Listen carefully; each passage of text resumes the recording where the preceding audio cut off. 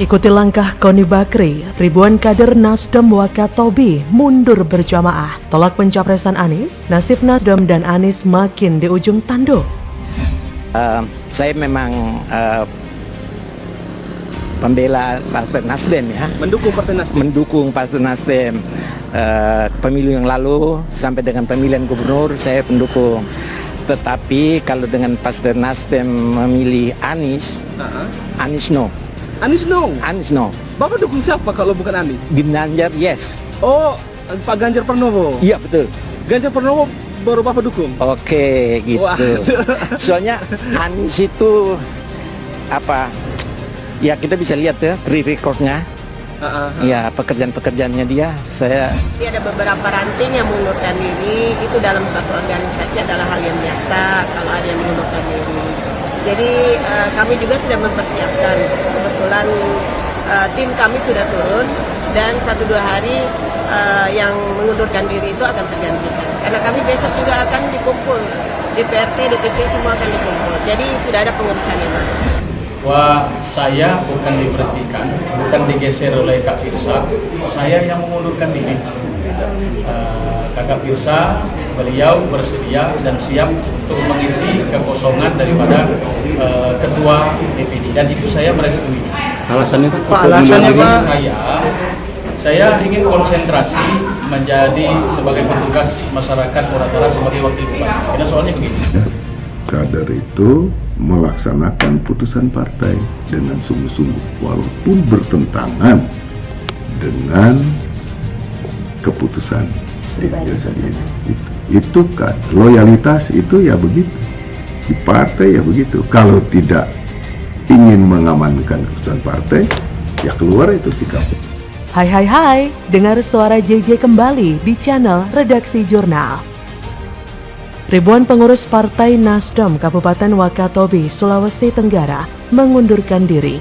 Pernyataan itu secara resmi disampaikan Ali Nafsahu selaku Wakil Ketua Bidang Pengkaderan dan Pendidikan Politik Partai Nasdem di daerah setempat.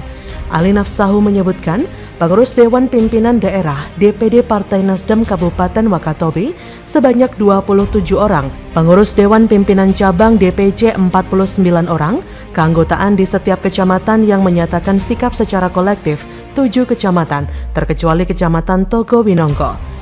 Di ranting sebanyak 100 desa atau kelurahan, masing-masing terdapat 5 orang pengurus. Jadi terhitung ada 500 orang yang menyatakan sikap. Pada sistem digital Partai Nasdem tercatat 1.900 lebih yang memiliki kartu tanda anggota secara resmi sah serentak menyatakan sikap secara kolektif untuk mengundurkan diri sebagai pengurus sekaligus kader Partai Nasdem Wakatobi. Menurut dia, sudah ada yang menyatakan diri secara tertulis, ada pula yang secara lisan.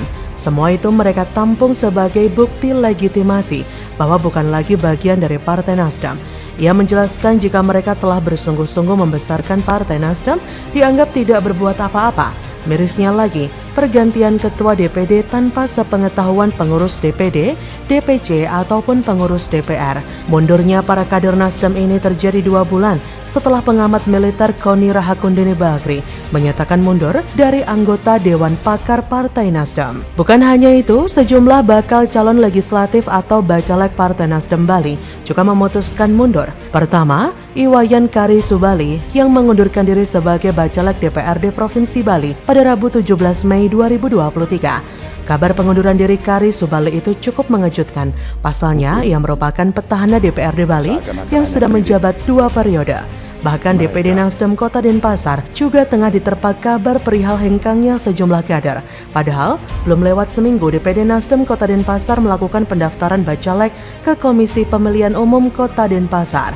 Kader Nasdem Tabanan I Gusti Putu Wiartamas pun juga mundur sebagai bacalek DPRD Tabanan Selasa 16 Mei 2023. Wiartamas yang juga menjadi wakil bendahara DPC Nasdem Kecamatan Tabanan juga hengkang sebagai kader partai besutan Surya Paloh tersebut. Mundurnya kader Nasdem dari Bali ini bahkan hanya berjarak 1 bulan dengan mundurnya Koni Bakri dari Nasdem.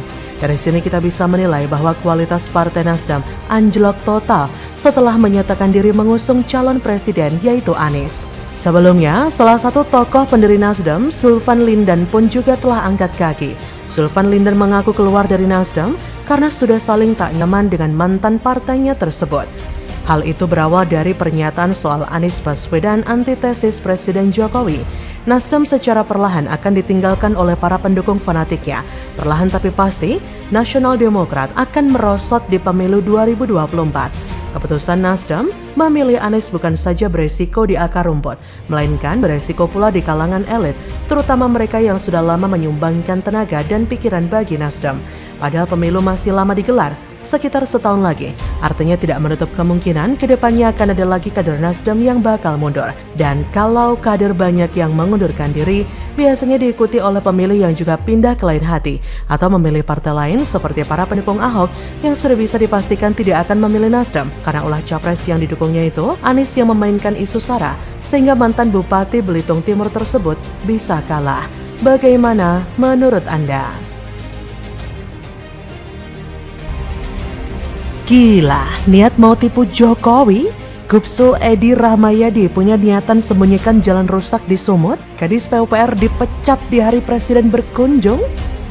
Ada jalan kabupaten, ada jalan provinsi, ada jalan nasional. Memang saya minta maaf pada rakyat Sumatera Utara ini. Jangankan saya mikirin jalan kabupaten, jalan provinsi yang 3.005 km, jalan terpanjang di seluruh dunia, itu saya masih berusaha untuk bisa menyelesaikan paling tidak mencapai kemantapan 65-70%. Yang kita lihat di Provinsi Sumatera Utara ini jalan nasional ada 2.600, yang rusak kira-kira 260. Ini jalan nasional. Yang kedua jalan provinsi. Jalan provinsi ada 3.005 km. Jalan provinsi. Yang rusak kira-kira 340 km. Kontrak kerja untuk OPD di Sumatera Utara. Ada target-target kerja untuk OPD di Sumatera Utara dalam rangka mensejahterakan rakyatnya. Dan dia tanda tangan sebelum pelantikan. Tetapi beliau memang mungkin ada kesulitan dan memang tuntutan tugas yang begitu. Halo, dengar suara JJ kembali di channel Redaksi Jurnal. Gubernur Sumatera Utara, Edi Rahmayadi, buka suara soal sejumlah kerusakan jalan parah yang terjadi di daerah kekuasaannya. Ex-Pangkostrat itu menyindir sejumlah pihak yang hanya bisa mencemooh masalah proyek infrastruktur di Sumut, termasuk soal kerusakan jalan. Meski begitu, Edi mengaku sudah tak ambil pusing. Ia mengatakan fokus memperbaiki kerusakan infrastruktur dan jalan yang terjadi di daerahnya. Untuk jalan rusak, ia memastikan proyek perbaikan infrastruktur jalan sepanjang 450 km dengan anggaran 2,7 triliun di Sumut akan dituntaskan pada 31 Desember 2023. Edi menekankan pihaknya tidak akan melakukan pembayaran jika pengerjaan proyek tidak tuntas. Pembayaran akan dilakukan sesuai dengan aturan yang telah ditetapkan. Edi mengaku jalan provinsi di Sumut sepanjang 3.005 km, namun 340 km diantaranya rusak. Lalu, 33.000 km jalan kabupaten atau kota di mana 13.000 km diantaranya rusak. Jika dihitung menurut Edi, 13.000 dari 5 miliar rupiah 1 km berarti sudah 5,5 triliun rupiah. Edi menambahkan pemerintah pusat mengucurkan anggaran sebesar 800 miliar untuk membantu perbaikan infrastruktur jalan di Sumut. Sedangkan perbaikan jalan kabupaten atau kota di Sumut yang rusak membutuhkan total anggaran paling tidak 5,5 triliun. Di sisi lain, Provinsi Sumut hanya memiliki anggaran 300 miliar rupiah per tahun. Menurut Edi, hal itu kurang. Jadi, maksud Gubsu apakah harus didiamkan saja jalan yang begitu rusak parah? Jika memang mempunyai tanggung jawab untuk menyelesaikan masalah, ya harus diselesaikan, jangan banyak ngeles. Pemerintah pusat tentu sudah mengkalkulasi anggaran di tiap-tiap daerah. Jadi jika Gub Edi masih protes dana tersebut kurang, maka ada yang salah dengan pengelolaan keuangan dan pemerintahan Pemprov Sumut. Bahkan yang aneh, Kepala Dinas Pekerjaan Umum dan Perumahan Rakyat Sumatera Utara, Kadis PUPR Sumut, Bambang Pardede, dicopot dari jabatannya oleh Gubsu Edi Rahmayadi. Surat keputusan pembebas tugasan Bambang Pardede ditandatangani Gubsu pada Rabu 17 Mei 2023. Di hari yang sama, di saat Presiden Jokowi mengecek jalan rusak di Desa Sialang Taji, Kecamatan Walu Selatan, Kabupaten Labuan Batu Utara. Kadis PUPR Sumut ini sepertinya juga dijadikan kambing hitam atas ketidakbecusan Gubsu, karena memang Gubsunya juga tidak becus. Bahkan Wakil Ketua KPK Nurul Gufron juga menyebut rekanan proyek pemerintah yang tidak berkualitas menunjukkan adanya kong kali kong di balik penunjukan rekanan tersebut. Pernyataan ini Gufron sampaikan saat dimintai tanggapan terkait sejumlah kantor perusahaan pemenang proyek perbaikan jalan di Lampung senilai miliaran rupiah tidak jelas. Nah, ketika didatangi Kompas, kantor perusahaan itu berwujud rumah tua, tidak ada hingga disegel bank.